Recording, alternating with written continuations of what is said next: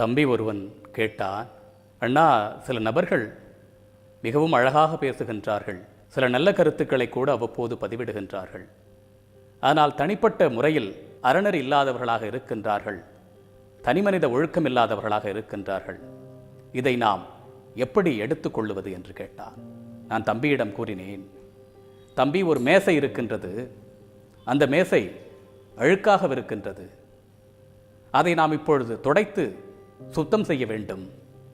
நம் கையில் ஒரு துண்டு இருக்கின்றது, அந்த துண்டு கந்தலாக அழுக்காக கிழிந்திருக்கின்றது. அதை நம்முடைய தோளில் நம்மால் போட்டுக்கொள்ள முடியாது, அதை அணிந்து கொள்ள முடியாது. அதே நேரத்தில் அந்த துண்டை கொண்டு அழுக்காக இருக்கின்ற அந்த மேசையை துடைத்து நம்மால் சுத்தம் செய்துவிட முடியும். அதை துடைத்து சுத்தம் செய்த பிறகு அந்த மேசை சுத்தமாக ஆகிவிடும். ஆனால் அப்பொழுதும் அந்த துண்டு கரையாக தான் இருக்கும், கந்தலாக தான் இருக்கும், கிழிசலோடு தான் இருக்கும். இப்பொழுதும் அதை நாம் அணிந்து கொள்ள முடியாது. அதை போன்றுதான் சில நபர்களும் இருக்கின்றார்கள். அவர்களுடைய கருத்துக்களை ஒரு சில நேரங்களில் நாம் ஏற்றுக்கொள்ள முடியும்.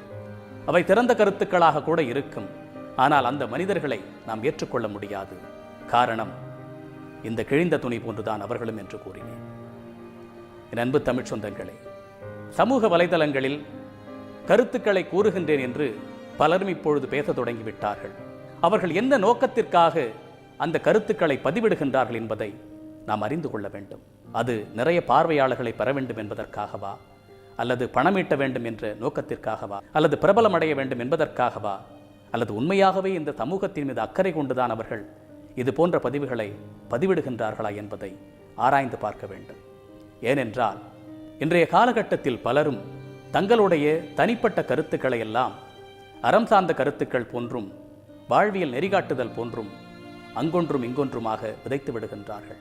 இதை வேற மாதிரி சொல்லணும் அப்படின்னா, சில பேருக்கு வாழ்க்கையில் கொஞ்சம் கசப்பான அனுபவங்கள் இருக்கும், அல்லது சில மனிதர்களால் அவர்கள் ஏமாற்றப்பட்டிருப்பாங்க.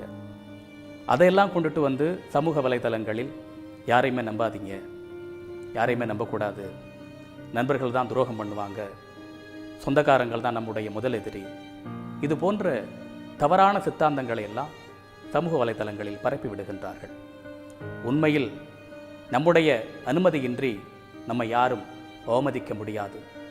நாம் இடம் கொடுக்காமல் நம்மை யாரும் புறம் தள்ள முடியாது.